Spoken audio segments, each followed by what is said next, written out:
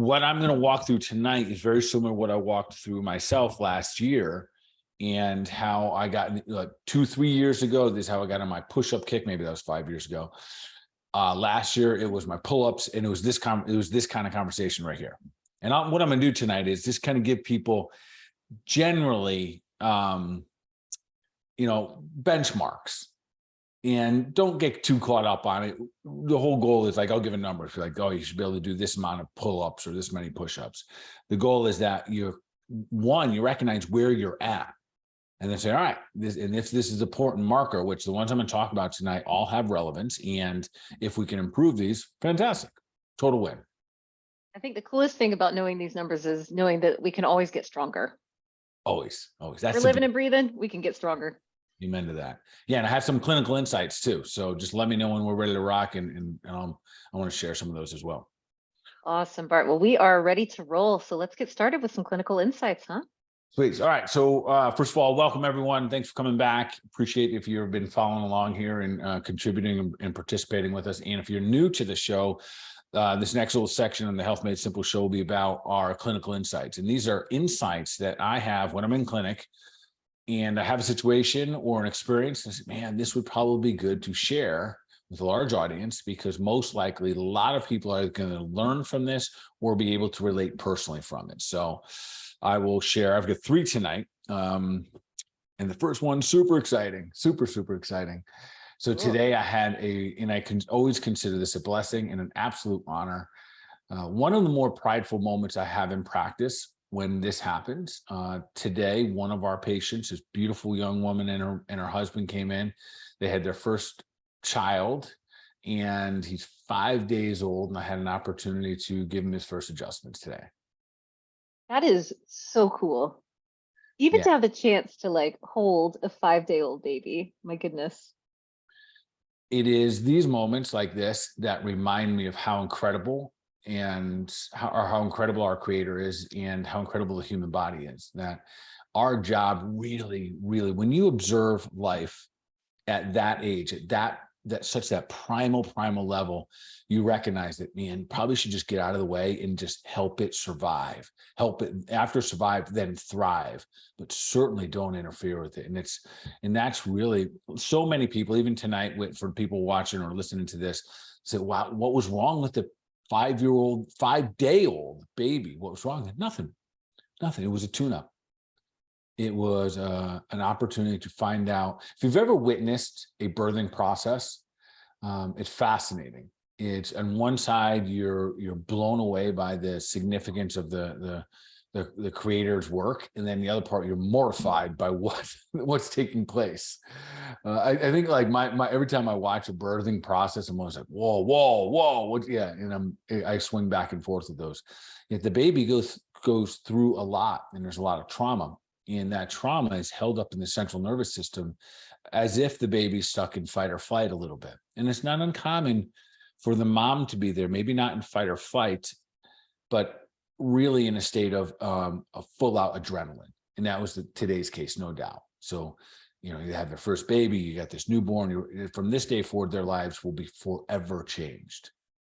So an absolute honor to be able to adjust this little baby.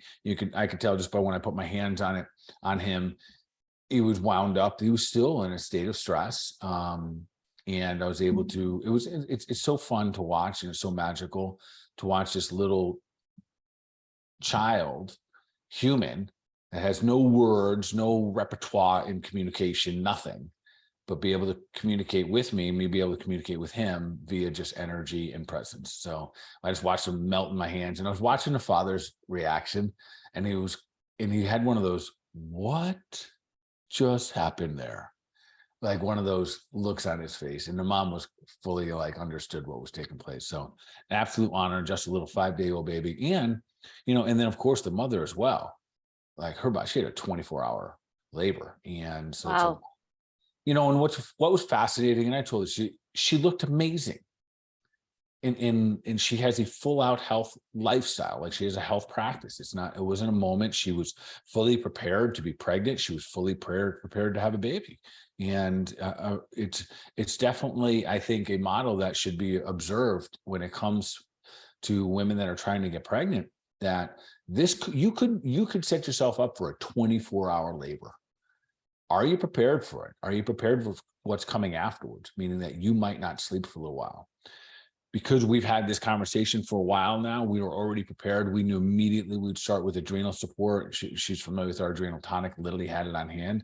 And that would be the biggest things for my moms out there. If you're pregnant or about to be pregnant, or you just had a child, first thing you want to do is support your adrenal system. Adrenal glands will be the most taxed during that time. And that's where you see a lot of the postpartum take place and a lot of the other down regulating symptoms, thyroid function, whatnot, as a result of the adrenals not being able to keep up. So absolute honor today, phenomenal. And yes, it was just really a wellness checkup. Did he need a little adjustment? Yes. It's also fascinating how they do know how to communicate with what they don't like. When I did put my finger, which is really a light touch, I don't know how many pounds of pressure it is, but it's very light. And when I did put it where the misalignment was in the cervical spine, his first bone, the atlas, was misaligned to the right side, you could see him flinch. And then there's a relationship that has to be established where, even though it's uncomfortable, just like when I work with an adult human, like they know, I know this is a little tender, but I'm going to work through this. I hold that contact and establish a level of trust in a very, very short period of time. And this is all happening in fractions of seconds. And it looks like I'm not doing anything because I just have my finger underneath the ear. And then the baby keeps moving, and literally makes the adjustment for me by using the head tilt. And then he goes into like, it's so fascinating to watch. So what is a baby like immediately after being adjusted? Different responses for all, yet usually what'll happen is it just goes from wham to whoom.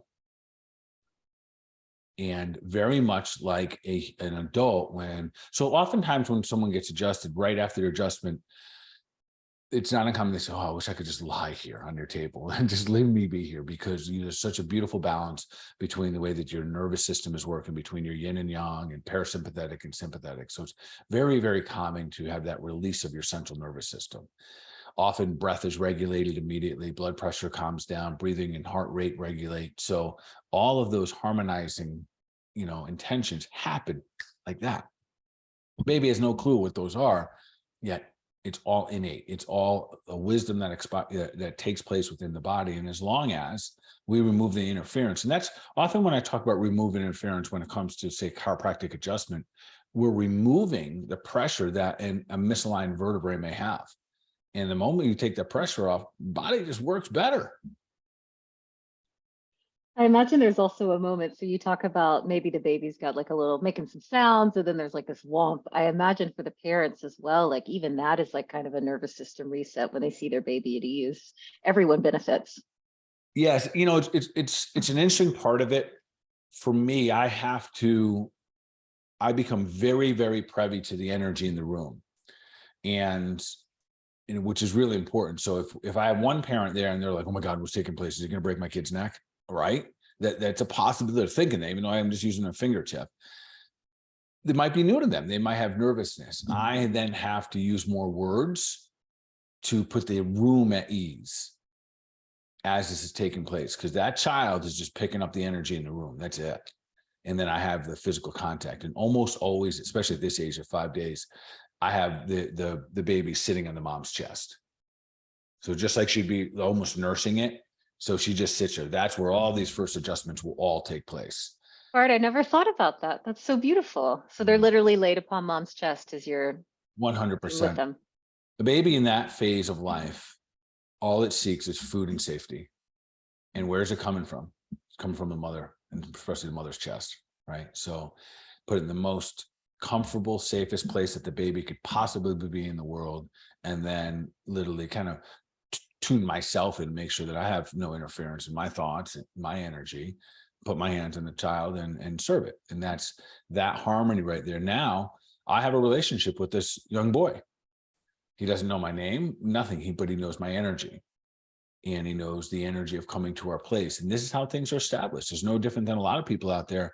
They don't like doctor's offices. Why? Because you went there when you were sick, you got a needle in your butt or something, and it just wasn't a good experience. And that's where the development of experience. So there'll be some children that'll come in and say, "Hey, you know what? Not today. Today's not the day that we move forward with this. The energy's not right." And many of the moms get it. And because this is a long haul. This is that relationship. Hopefully, you know, as long as I practice, that little boy will be part of my practice. What a cool way to establish a connection. And I'm so grateful to hear of their healthy and happy birth. That's wonderful. Amazing, amazing, amazing, amazing humans, amazing power above, no doubt. Super sweet. All right. So I love that. Just to also say, Bart, I love that part of your practice is at times inviting like other family members into the room. I think that can really bring a lot of ease to folks who perhaps are having their first chiropractic experience, or they have a little bit of question about what might happen. And that can bring some ease. yeah, it can bring some ease. Oddly enough, though, if you've ever witnessed like an adjustment, sometimes it doesn't look that cool. So inevitably, if I have a first timer when they're say coming in with their mom or something, and it's a 17-year-old, you know, son or daughter, I still usually try to make the son or daughter go first. Fair enough. I let the comfort come in the room, you know, the familiar, like the family come in the room and everyone's comfortable and this is safe. And then I still try to have the one who's never gone before go first.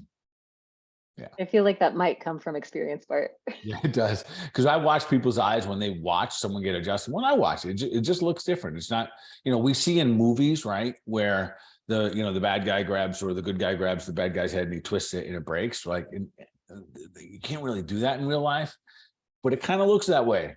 That's good to know, Bart. Not possible in real life. Cool. Yeah, trust me, if it was possible, there'd be a lot of people banged up there. You know, yeah. And trust me, though everyone out there who practices jujitsu knows you can't do that. It doesn't work that well. Like you have to be a master of doing that. And still nothing breaks. You're trying to break it, but it don't break. Yeah. Oh my God. I still trust you, Bart. Thank you. All right, rolling on here. So the next one I have is a 51-year-old female who has, in her words, got off track. And she came in, she said, Dr. Bart, I need some motivation. You got to say something to get me back on track here. Off track meaning her diet and her exercise have gotten off track. And what I told her real quickly to kind of break the pattern was just, you don't need me to motivate you. You know exactly what to do. And it's a good one, Bart. Yeah. And it's important because motivation only goes so far. And I do love to motivate people and bring up. I do. I love being motivated. And I also know that the motivation by itself is not sustainable enough. It is the education that we put into action that develops our habits. And that little triad right there is really what develops it. So good news is when someone tells me they've got off track, means they were on track. So they know what to do. And sometimes just some encouragement and accountability. And that's really what she was saying, Doc, and she said to say motivation, she said, I need some accountability. That's really what she meant. And I gave her some. So there's two parts. So if anyone is out there right now, this is the time of year most people are off track. So I hear it literally every time I get into the clinic. Doc, I'm off. I'm like, oh, back. Because I'm going to ask the question. Well, you taking care of yourself? How you doing? Putting good food into your body, eating clean? Well, you know. So the moment I hear that, a couple of things take place. Well, you know what to do, right? Yes. Okay. So I don't have to talk to you about what eating clean looks like. Yes. Do you have a goal in mind that literally you're going to draw the line in the sand so you can stop using these excuses? And sometimes we need that.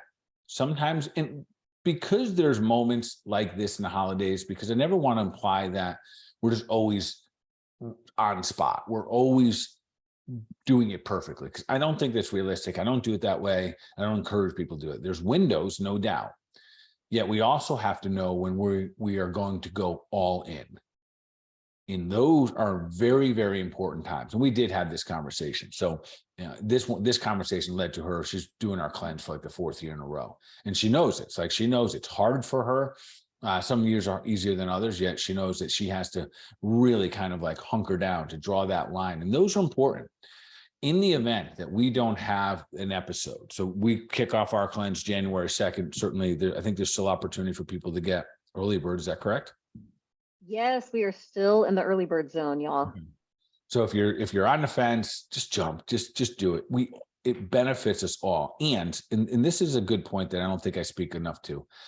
Just getting back to normal means you're still in a deficit, because we're supposed to be normal. And we're still in these deficits. And that's the reality check. So some of the even things we'll talk about tonight will kind of get us into that realm of like, yeah, we got to do more. Like there's nothing natural, quite frankly, about exercise. Yeah, we have to do it.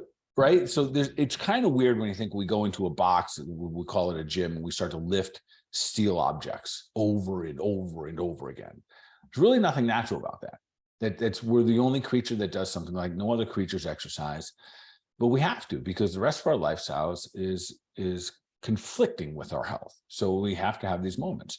Anyway, so drawing a hard line in the sand, knowing especially New Year's, I love the New Year's. I love the opportunities to kind of create a new slate. I get excited. I know some people sometimes get down on goal setting. I love it.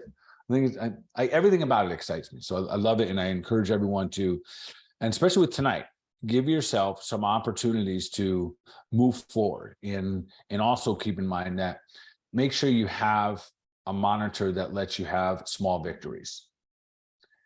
So we'll get to a weight section tonight and just talk about weight. And if you say your goal is to lose 10 or 20 pounds, you can't only have success when you're 20 pounds down.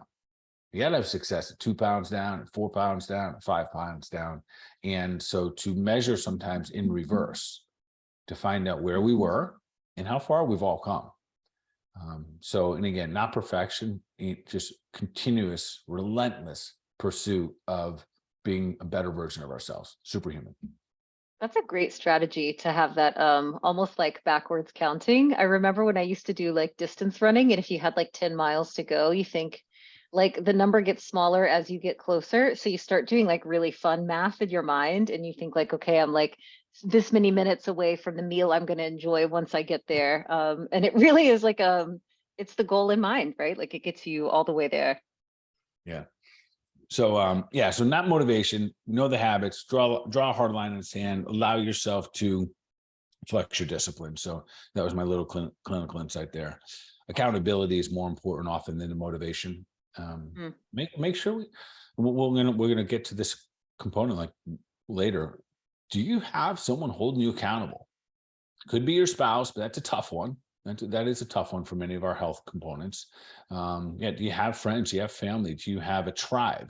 And even if they're not pecking at you for every pound you gain or lose, are they saying, "Hey, why don't you come to the gym anymore?" That kind of stuff. Let's pick a better restaurant when we go out to eat, et cetera. All right, let me grab one more clinical insight here, and this one a little bit different. So I would love to always come with these clinical insights that I think are just rosy and everything is wonderful and everything turns out perfect. But this one a little bit different in that it's real. So 48-year-old male who for the past year, it's really been more than that. I want to start by saying this. This gentleman is 100% honest with me. He tells me it all. And I say that because that's not always the case. So we deal with many things. I read his labs for him, and he really works with 2 doctors, myself. And let's just put for this conversation, we're going to say that I'm a holistic doctor, and then he has a traditional medical doctor. Okay. And he uses both. And the type of input that he gets from us is pretty different. We'll put it that way. It's very different. All right. So anyways, he's straightforward with me all the time, which I absolutely love and appreciate. So over the past probably 16, 17 months, his health has been steadily declining, meaning that in the beginning his cholesterol was going up to 40, to 60, to 70. And I would have the conversations easy breezy. This is something you can completely control 95% of the time through diet, exercise, sleep regulation, et cetera. Go to his other doctors and you can't have high cholesterol, you need a statin. Goes on a statin. I said, well, did you ask your doctor how long you'd be on the statin? He said, just temporary.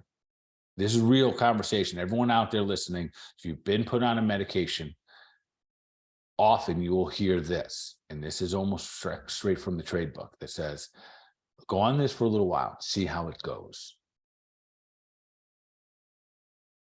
You've heard those words. Yeah. Go on this for a little while, see how it goes, come back and see me over time. Listen, you go on a drug that manipulates the way that the mind and body works, or the physiology works, probably going to feel pretty good for a while. Maybe, right? At least statistically, that's why they make them, so people feel better. Doesn't mean you're better. So anyways, goes on the statin, and not, sometimes it doesn't even work. In this case, it didn't. It didn't, especially on his bad guys, like the triglycerides and the LDLs. The total number was changed, but he started feeling really bad on this. So there's a lot to this one. So I want to pack all this together. So cholesterol starts going up. shortly after running out of energy. And that makes sense because the cholesterol is going up because diet shit and drinking too much. That was it. That was it. Not sleeping good, crap food, lots of alcohol in his life. So cholesterol is going up, LDLs are going up, a lot of inflammation in the body. This is going up. Next thing you know, his blood pressure is going up. So we went temporarily, try this because we want to be safe, put on blood pressure medications. Now he's out of energy as well because his blood, it just makes sense, folks. So if you're on blood pressure medication, it's not uncommon right after you can start to get sluggish. It lowers your blood pressure and your body is trying to increase your blood pressure to keep up with the demands that you have. And you're in a deficiency at this point. So there's all these imbalances taking place. And the blood pressure typically is a nutrient deficiency. I know we rarely look at it that way. What happens is the heart doesn't have, and the essentially the body, the cardiovascular system cannot supply the body with the nutrients it needs because it's being voided too quickly or they're not coming in. So as a result, the cardiovascular system becomes altered. So you have the blood pressure going up, the cholesterol is going up. The doctor says, well, let's test your testosterone, and it's low. And we know it's low. We know the carbohydrates, sugar, insulin resistance, and poor sleep drive testosterone down. We know it drives it up as well. Hard exercise, really good sleep. Those two by itself, you'll increase your testosterone. So I'm saying both of those things because when it comes to me with those, I say, this is easy. No big deal. Let's get some better sleep and let's start exercising hard. That's hard. Those are lifestyle. Those are actionable things a person must do repetitively. This isn't for a week. This isn't temporary. So if someone asks me, how long should I do those things? This is a lifetime and beyond. That's the answer. Goes back to the other doctor. Says, no, testosterone's low. And poor thing, let's make it go high. So they put them on testosterone. Now you have someone with high cholesterol, high blood pressure, and testosterone going through the roof now. That's not exercising. And so everyone knows clearly, I'm not against, hormone replacement therapy for men or for women. Yet I will tell you, if you're going to do that, I really, really encourage you that you have someone looking out for you, not just if you're going high or low, that they really know how to understand all the systems of the body, cardiovascular system, the metabolic system, what's taking place with the detox system, how your body is absorbing oxygen, when the hormones go up and down, et cetera. So it's not as easy as it's low, let's make it go high. And guys, just listen, if you are on testosterone replacement therapy, you have to exercise. If not, you are a time bomb. Ticking time bomb, meaning that your body is not going to do well at some point. You will gain weight, you'll get puffy, your blood pressures are going to go up, your body absorbs oxygen differently. There's going to be a whole slew of things going on after that. But nonetheless, you probably feel good for a while, no doubt. If you go on testosterone, you're going to feel good, men and women, frankly. And again, I'm not against it. I would just strongly encourage that if you're going to go on it, really understand that there's an entire science behind going on hormone replacement therapy. That's a lot different than just taking steroids to make things bigger and better. So now we have all of these different things. And I ask again the same thing, how long are you going to be on testosterone? We're just going to see how it goes. Again, so all these medications, come and see how it goes. And then the last one, it was right in between those actually that the anxiety started. We want anxiety medications. Now, full-blown conversations each and every time. So he doesn't hide them from me. He literally says them. And it's so fascinating to watch that, and I'm getting to my point here about why I'm sharing this. When he went on the anxiety medications, I asked him, do you think you're lacking those medications? Because he could argue that with the testosterone. He could say, I guess I'm lacking testosterone, therefore I'm taking it. Okay, fine. When I asked him if he thought he was lacking Xanax, no, I'm not lacking Xanax. I said, I agree, you're not. What do you think's causing this? Well, and to be honest, he's like, well, I'm too social. I drink too much. I'm out all the time. I barely sleep. I stopped exercising, all the above. So on the one hand, there's someone offering him a fix to every single one of those. And right now he's lured into those. And I understand that. And I am not in judgment of that. I've been there myself. I get that. Simultaneously, and he's given me the trust and the respect to speak to him straightforward, and I do. My last conversation with him was to tell him, listen, you're now a ticking time bomb. You have all the markers. You checked all the boxes for a 49 or 40, I forget what it is, 48 or something like that, year-old male on all these different things. The next thing is most likely myocardial infarction, some type of a heart attack. And that's real. That's as real as it gets. And most doctors looking at the situation backing up. So here's why I say that. His cholesterols now are over 300. Blood pressures are going back up, even though he's on medications. And he can't exercise because exercise causes anxiety. He is so out of balance hormonally, and that's a sign that his testosterone is way too high in his body. We got a problem. Here's the challenge, and this is the conversation I want to have with everyone listening. Will you wait until things go really, really bad, or will you read the writing on the wall? Unfortunately, this is unfortunate. Yeah, as a healthcare practitioner now, if we're going into my 26th year, I would say that more people learn by the bad lesson. That it's reality. Probably not as many that are listening to a podcast like this, not, or, participating in something like this, but there's a lot of people out there that won't make those changes until they really hit the wall, which might be a heart attack, it might be a scare or something like that. So I'm encouraging not to, and that's why we're going to go over some of these fun topics tonight. It can really be a transition, Bart, to shift into holding yourself accountable for your health and finding people that give you that accountability in return, like practitioners that you trust that are showing you ways to become a stronger human being, as opposed to an accountability for taking your medication on time only, right? These situations are it's very interesting when you step back and look at it. So on one hand, you have someone like me saying, listen, you got to put some work in. You got to stop doing all this crap. You got to make some change lifestyle, and it's for, forever is the answer, right? And then on the other side, you have someone saying, no, poor you. We can fix this today, and you don't have to do anything beyond take a cap off of a bottle. And this is where a lot of our culture and our society is right now. So I step back and I do my absolute best without judgment, and I feel for them because, well, I guess there's a yes and no. So at some point you have to you flat out are responsible, and regardless of what your doctors are telling you, especially if you've had both ears filled with information, at some point you got to take full responsibility. So I can't blame it on the doctor, nor could he.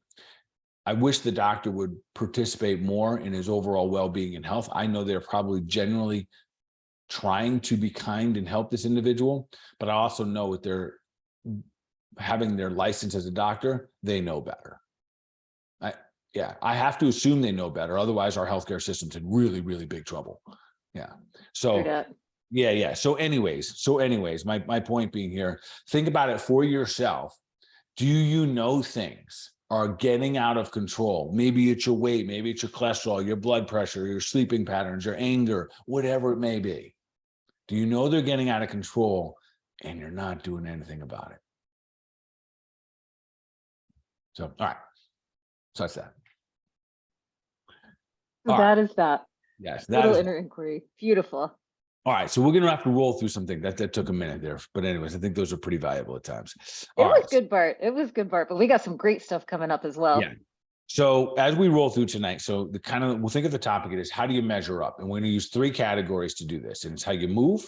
How do you measure up when it comes to your movement? And I'm going to give you some very specifics. How you eat, and I'll give some very specifics there as well. And then also, how do you think? And I'm going to do my best to really kind of dial those in so you can think about how are you as a thinker? And again, not in judgment, but real, just pure honesty with yourself. And then look for these fun areas that you can make some improvements. So let's start with the movement category. In the movement category, I break this down. And we're going to break it down into 3 different categories. In movement, I know that sounds weird, but we're going to put sleep. So sleep, range of motion, and strength. So this year coming up, 2023, you got goals, you got health goals, and just look at these 3 categories: sleeping, range of motion, and strength. And you might know right away which one has to get better. If you improve any one of these, you'll be a better, stronger human being next year, which is awesome. So let's talk about sleep real quickly here. So what's fun now is we have so many great ways to monitor and measure sleep.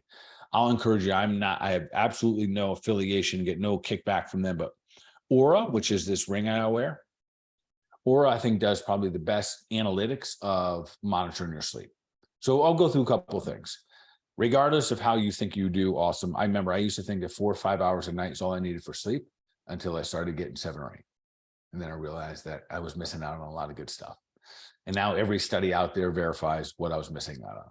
Anyways, 7 hours and 15 minutes to 8 hours and 15 minutes is the ideal. Yes, you may fall in a little bit above and beyond that. But if you're not sure, or you really want to know, get yourself something that monitors sleep really well.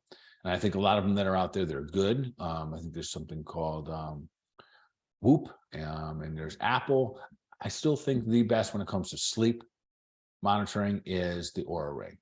2 things specifically I want you to look at there: your REM sleep and your deep sleep. And these are fun. So if you're monitoring your sleep, and so I used to think, well, I went to bed at 9 o'clock, I'll get up at 5. That must have been 8 hours.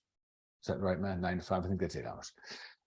So that's how my brain would do. I slept for 8 hours last night. Now I know, oh, that's not true. Well, the first half hour I had the TV on, and I shut that off. The next half an hour I wrestled with my dog. So there goes an hour. They got me up in the middle of the night. I used the restroom, and I realized, so 8 hours lying in bed often correlated to 80%, 85% of that, which, only put about 6 hours and 15 minutes, 6 hours, 30 minutes. So that wasn't enough for me to rejuvenate the body. And there's 2 things that are really fun to measure: your REM sleep. And when you think of REM, I want you to think of your mental acuity, your sharpness. And then the other is deep sleep. And deep sleep is interesting because deep sleep is when you rejuvenate your body. That is when you feel better in the morning. That is when your immune system recovers. So when your liver goes to work in deep sleep. The bummer is when we're drinking or staying up too late or using medications, often you won't even enter deep sleep. The beauty is this is measurable now, and they're pretty accurate. So if you want some numbers, I'll give them to you. So if you're deep sleep, and I'm just going to kind of ballpark everyone from about 40 years plus that are listening to this. So, and if you're younger than that, they need to be better than this. So deep sleep, you're going to shoot for no less than an hour of night in deep sleep. It's not uncommon. I do a lot of private concierge type coaching, and I'll make almost everyone get a ring. And it's not uncommon that my super high achievers, they're moving and grooving out there and get 0, zippo nada. And they're literally burning that's what's that phrase? You're burning the candle at both ends. They're burning both. A lot of success, supposed success, but they're burning it up. And we focus on that recovery part. So, and sometimes that's hard for people that really like to get after. So deep sleep, hour to an hour and a half. And same thing with your REM, hour to an hour and a half. So this past year, last year, when I really started getting into my deep sleep and recognized that when I had a lot of deep sleep and I woke up feeling physically ready for the day, that made me the best, set me up to be the best version of myself. So I set out last year to really kind of biohack and figure out, how am I going to master my deep sleep? And so now if I get under 2 hours, then I'm like scratching my head. Well, what went wrong? And you get to review it and analyze. And that's the fun part. So sleep, just think of it that way: 7:15 to 8:15 hours. So 7 hours, 15 minutes, about 8 hours and 15 minutes statistically. So we have all this new data, all these companies, Whoop and Apple and Aura, they have so millions and millions and millions of data points to show what is good data, what is good sleep right now. So we have a lot of new data. So those are the kind of the general ballparks there. REM and sleep. For that deep sleep, Bart, the way that we might increase our deep sleep, would that be just consistently having those 7 to 8 hours and 15 minutes sleep time? No, not just by itself. That's the beauty of monitoring, Whitney, where you can monitor. So again, and the other thing I want to mention about deep sleep, that is when your brain detoxifies. Yes, in deep sleep. And this is important because remember, the brain, because it's cleanse season, where I'm always talking about detoxing, the brain is the last thing to detoxify. And when we think about all of the heavy metals and all the chemicals, once they cross the blood-brain barrier, until the body is fully clean, they do not come out. So your brain only leaches them back into the system when we're one in deep sleep, and the body has been cleared out pretty well. So to answer your question, no, just being in bed and sleeping for 8 hours, you still might get 0 deep sleep hours. This is where we're trying to help the body. And this is where we again get to, this would be someone's biohack. This is what you'd focus on in the next couple of months. What is it going to take? You might start with magnesium. I'm going to rip through a couple of things that I do that have improved. And I'm not saying this is right for anyone. And at some point, I'll actually make it into a protocol. Yet I use magnesium regularly, something called magnesium lactate. It seems best for me to cross the blood-brain barrier and into the gut health and whatnot. Magnesium lactate I'll often use a little bit of CBD oil. I'll go in cycles in and out with that. I use a tonic. In our office, we call it chill out tonic. It is some phenomenal herbs. Valerian root is one of them. And I picked that one very specifically because valerian root has the ability to help the pineal gland produce more melatonin. Beautiful. That's what we want naturally to take place. So that's very medicinal. There's some others in there like California poppy seed, downregulates pain and helps you sleep. So that was one of the big things that I had to overcome of being in pain at night, just because I beat my body up over the years. So by overcoming the pain at night, my deep sleep has gone through the roof. And there's many others, but I want to keep rolling here. So chill out tonic, CBD, so and a bunch of other fun things. And I'll tell you what, I will dedicate a show later on talking about HRV, deep sleep, and REM sleep, which will be, I think, really fun. Awesome. All right. Yeah. The other one that I would say monitoring with sleep would be something called your HRV.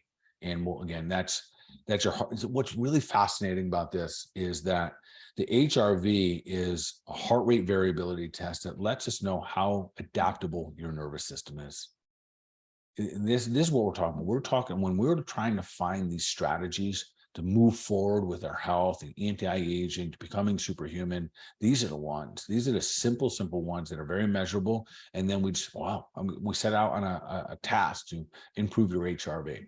All right. So that was one part of movement. The other two, and I want to move through, these can be fun as well. So range of motion. I'm going to go through 3 ranges of motion that we want to focus on this year to make sure you can do really good. Now, because we're on either listening or you're watching video, I'm going to do my best to explain these verbally. So if you stuck your one arm, right hand up in the air and you dropped it behind your head, and you took your left arm and you put it behind your back and you tried to clasp your hands.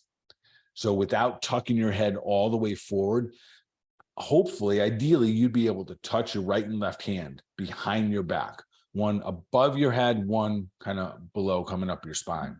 So that would be one range of motion. And then recognize the difference between when you flip those over and go to the other side. More often than not, they're significantly different left to right, because there's not much that we do the same to the left side of our body and the right side of the body. We sleep on one side, we write with one side, drive with one side, etc. So that's that's probably a stretch I've done in yoga before, right? Yes, always in yoga. That's where I first discovered it. That was my first aha moment, looking around the room. I was like, well, what? It felt inhumanly possible that I could possibly connect my fingers behind my back. My shoulders were so tight, my chest was too tight. My neck hurt. I was cranking it down and everything. I was like, no, my shoulders will break if I do this. Over years and time, and the beauty is that's anti-aging. Increasing range of motion is anti-aging, so it's a phenomenal way to just be able to move better. These are important as well because this is the subtleties. So I have this wonderful opportunity where I have been able to see patients that are 5 days old. And I see patients walk in my office that are 89-year-olds or whatever, 85 years old, 100 years old.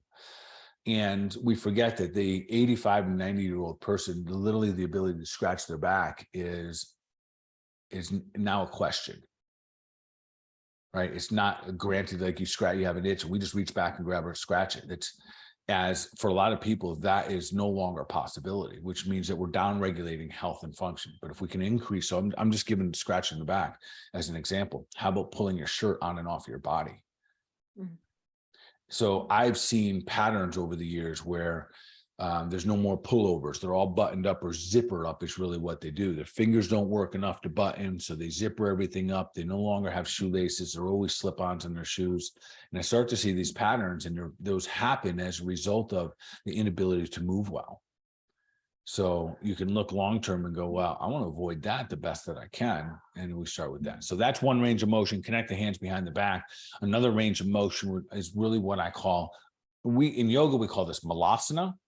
I want to call this the universal squat test. I'll describe this. You put both feet flat on the ground, about like hip width apart. You slightly tip, kind of, flare your toes out just a little bit, about 5 degrees. And then you squat down. And you squat your butt all the way to the ground. In an ideal, like if you're a rock star status, your heels will stay on the ground and your hamstrings will be sitting on top of your calves. They'll be touching. If you can do that, that's really, really good range of motion in your ankle joint, knee joint, hip joint, and your spine. That's awesome. Most likely to squat down like that, most people are going to have to raise their heels up and tip forward a little bit, get a little awkward. Still great. Hopefully you can at least get in some version of that. And that is another posture, super improvable. And if you improve that posture, you're improving human function. The universal squat test, you say? Universal squat test. You got it. That's a good one. Yeah. Yes. And then another one I think everyone's familiar with, literally the ability. So this one's interesting because it's universal, the ability to just bend over and touch your toes. This one does not lie. I remember that one from, I think, like first grade, right? You got it. Yes. Yeah. And the thing about this one is there's no one thing that this is we think, oh, this means I have tight hamstrings. There's a good chance you have tight mortise joints, which is your ankle joint. There's a good chance that your hip flexors are out of balance. There's a good chance that your lower lumbar spine no longer has good flexion and extension in it. And as a result of it, your hamstrings are holding on for dear life. And they get blamed for it all. So we stretch them and stretch them and stretch them. And then we say, man, my hamstrings are always tight. They're tight because they're hanging on for dear life. They're the glue that keep everything else together, the lower extremities and the upper body. And so what does this really mean? The way to improve this, and the beauty of, you can improve this in a week. Go do some yoga. Like, I know I'm simplifying it, but it's truth. And remember, if you increase your range of motion, you're anti-aging, which is beautiful. Yeah, it's simplifying or not, it's so effective to breathe and move your body, which is really what we're doing in that yoga practice. It really is. And you're right. I don't know if it's simple. The concept is simple. The action is, I don't know that yoga is easy. I shouldn't say that. There's so many different types of yoga. The type of practice I have, I would not say that it's easy. Very effective. That's very effective. Yes. And on all levels, like my mind, my body, the mind, the body, the spirit, the whole thing. All right. And everyone can do yoga, right?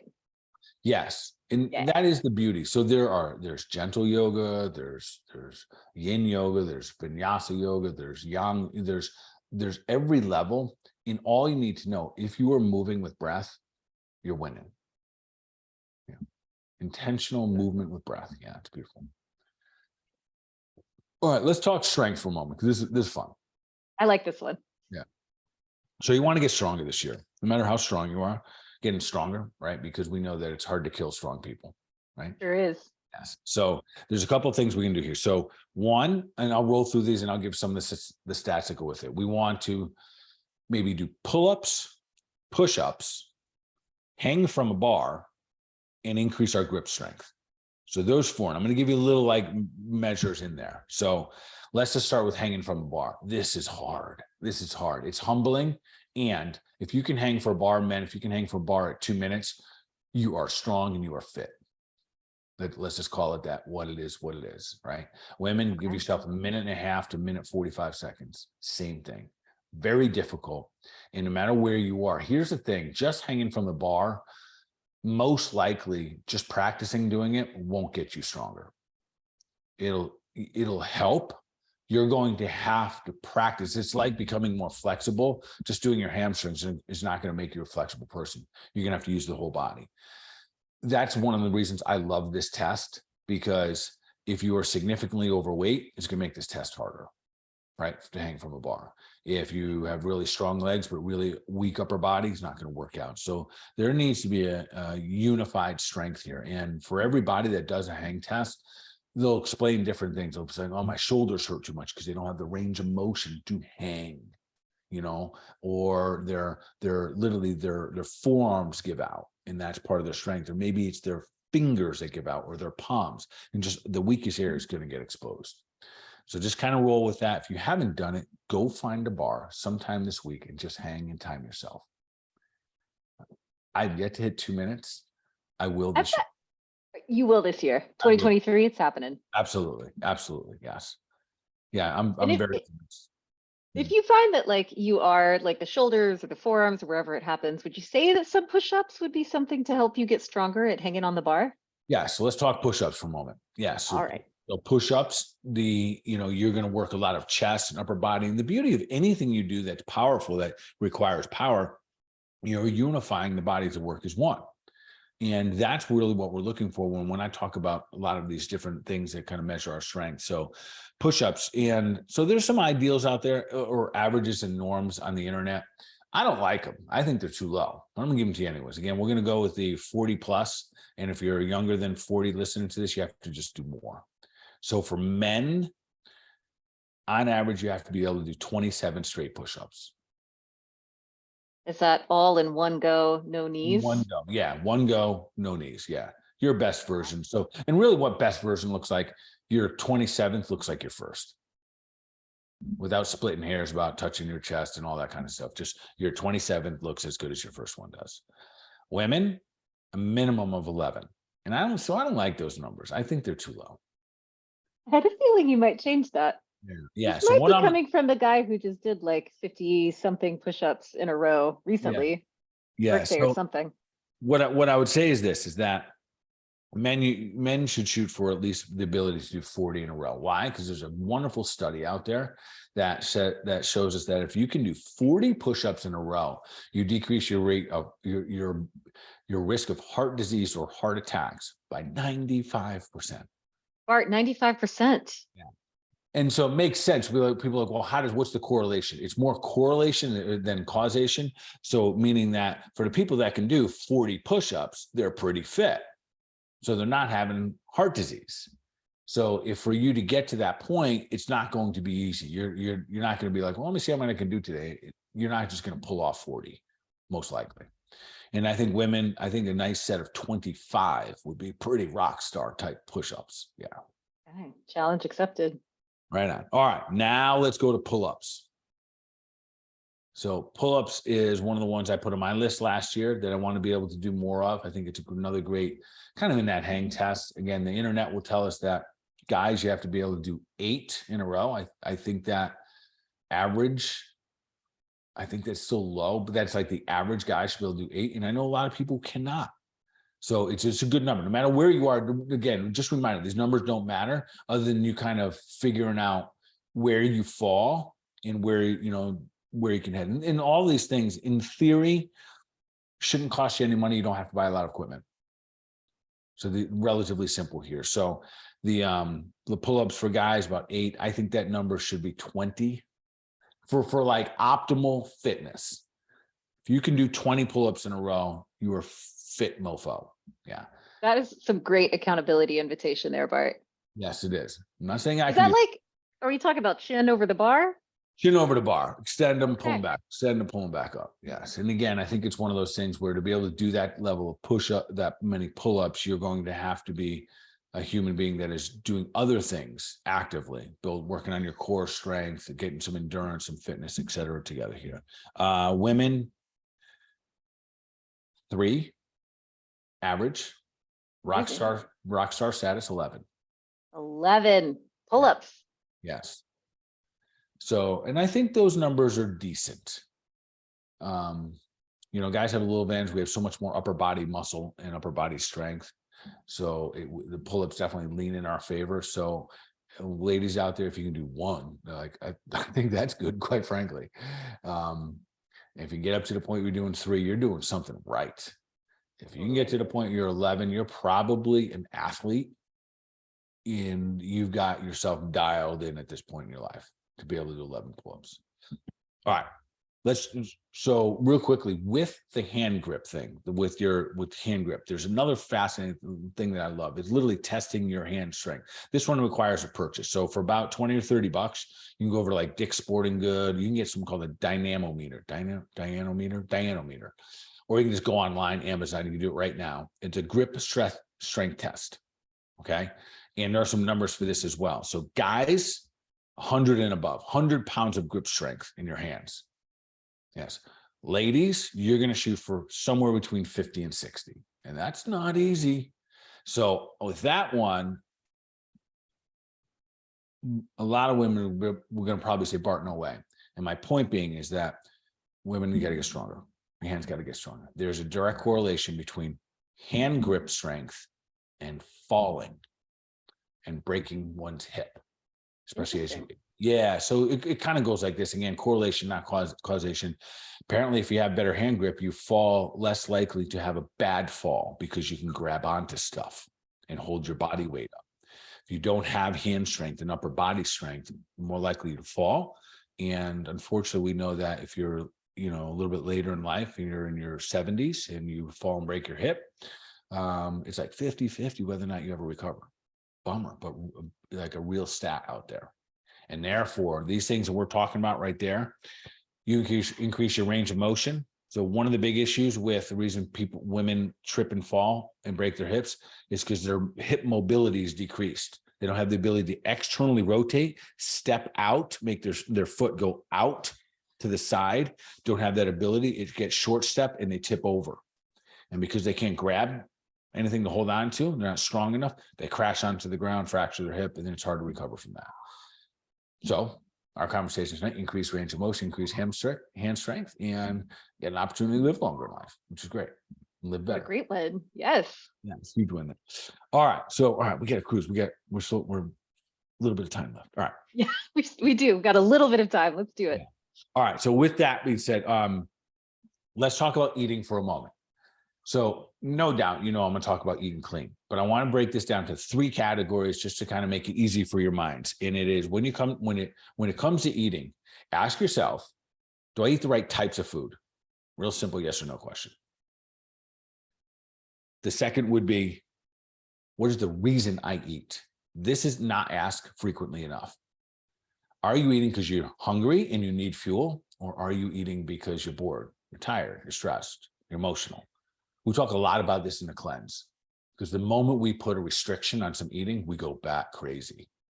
We get hungry all of a sudden because we have restriction. I know it's kind of works that way with me. And we'll have these conversations in January. Every Monday night, we'll be getting together and we'll have these kind of coaching and education and motivation all in one through the cleanse for the cleanse group. It's a private group. And during this conversation will come up all the time. Some people find themselves wanting to eat more, but they're not hungry. So a good question to ask ourselves through the course of next year is, why am I choosing to eat this next moment? What's the reason? So the type of food, the reason of food, and then the volume. And again, this is good for just accountability. If we're eating out, we're eating too much food. There's no way we're designed for that much food. So, and we're guilty of it. So we have our little cafe, everything's 100% organic. Yet I eat the salads we get there. We get those, what do we even call them? Super green something. The superfood salad and the Prima salad, the best. They're literally, we medicinally put them together. There's probiotics, there's protein, a little bit of everything. I can't finish it. It's too much. Like it's huge. So, but I know the tendency is I still finish it. And I think if we step back and if we just allowed ourselves to say, well, what type of foods am I eating? How many toxins do I allow into my body? And just leave it at that. Just that simple. What type of food am I putting in my body? What is the reason I'm putting these into my body? If we just start asking those questions, we won't have to get as picky as we do about which ones are coming in. It's carbohydrates, protein, but those will all find their place. And then last but not least, how much of it is coming in? And number 2, that the reason behind it. Are we eating under stress? We eat under stress, more likely we're going to eat more frequently. Are we eating only because it's social? So I hear this all the time in clinic. Well, I get off track because, you know, when it happens when you get out with your friends and you start to eat more often. I do understand it, and doesn't justify it, yet it's real, right? So if we at least tackle those questions this coming year, I think that it'll make the goal of becoming a better version of ourselves a lot easier, a lot more friendly in that sense, versus maybe going in saying, well, I'm only going to eat 1,000 calories a day or something to that effect. Yeah, it doesn't really take an app at all to ask yourself those questions. No tracking, no counting, just No. awareness. Yeah. And you know, so I always weigh this back and forth. I love tracking and monitoring because it holds us accountable. So I'm going to throw some things out body fat wise. And it's gently, just again, these are just numbers. Yet if you're wondering where you're out there, so guys, when we're out there, you know, optimal, like your prime time, you are fit, strong, everything's going good. You're probably going to be between anywhere about 8%, maybe as high as 18%. But on average, guys, a good spot for you to be, you're like a ballpark to be heading towards somewhere between 18 and 25% total body fat. So that's decent. Now, women, you're a little bit higher. A good healthy spot for you, most likely you're going to be 23 to 28%.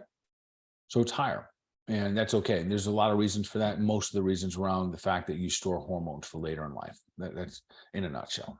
So that number right there, 28, I'm sorry, like 23, maybe up to about 30% of total body fat.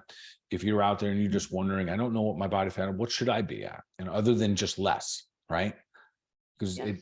less is not always where you need to be. Maybe you're in an ideal spot and maybe you just want to make some more muscles. So those are, you know, for women, you know, I think high function, you're an athlete, you start getting into that lower category. Maybe you're, you know, 12 up to 20, 23% in your absolute prime, where you're training hard for something.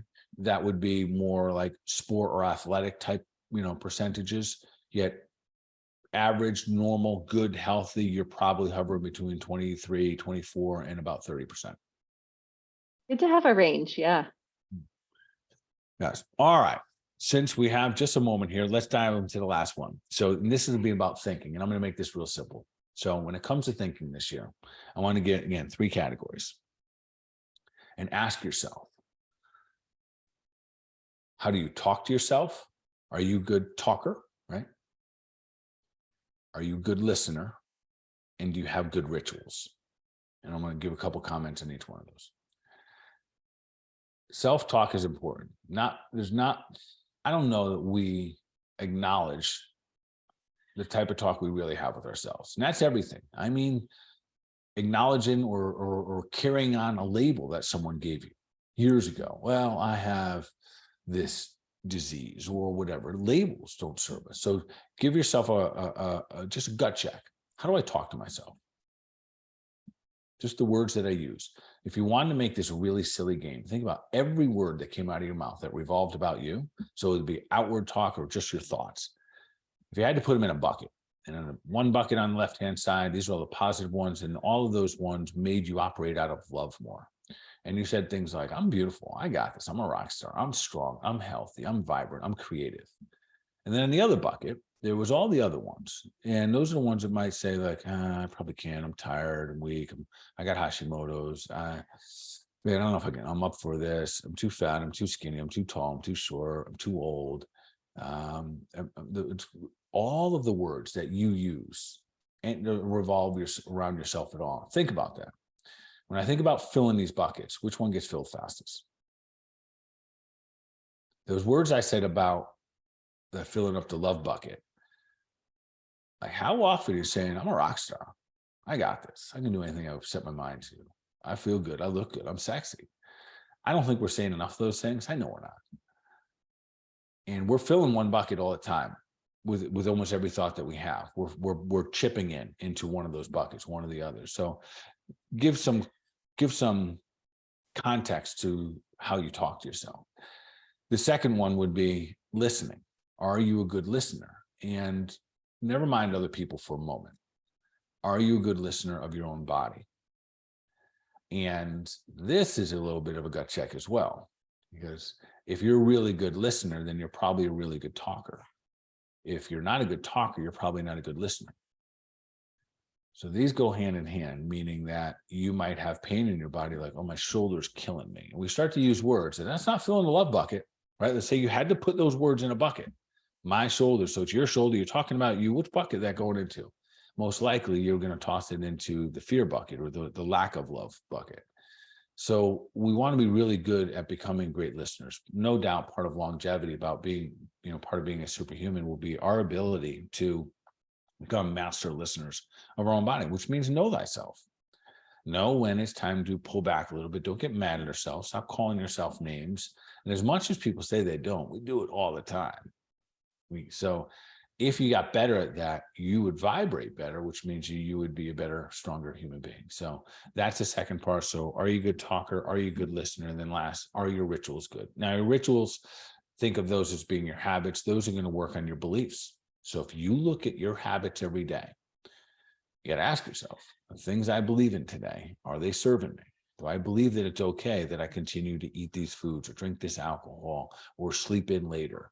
And if they're not serving you, because those become your rituals, choose a ritual, choose some new beliefs and just change them. I know it sounds like odd just to change them, but you can. You can start tomorrow morning, get up at 5 o'clock, sit down for 3 minutes, give the world gratitude, give yourself gratitude, your family gratitude, and all of a sudden you're going to operate out of love and it'll make a different day. So that's the thinking part. So tonight we covered a little bit of all three things: how you move, how you eat, how you think. Allow yourself to dig into those and see which one of those, like one in each one of those topics, if you just change them a little bit, like which would have the greatest impact on your life. It could be a miracle tomorrow. No doubt. Truly. Well, thank you all so much for joining us this evening on the Health Made Simple show. Yes, and once again, appreciate everyone for being here. Appreciate the fact that you guys keep, keep doing your thing, keep sharing out, keep spreading love, and of course, continue to do your best. Keep leveling up. We're about to kick off our cleanse January 2nd. If you want to join us, there's still opportunity to do that. You're worth it. It's good for you. You allow yourself to continue to level up. I always enjoy. I think we all do. When you put in the hard work. I don't know if the hard work is enjoyable, but the journey is, and then the results afterwards, especially when you make a commitment for yourself that you follow through with. So I'll encourage you to join us. It'll be as fun as a cleanse can get, I guess, right? Yes. And they can still do that. You'll put a link or something like that. January 2nd, we kick off. Continue to make sure you take deliberate action for your mind, your body, overall wellness. You'll be awesome.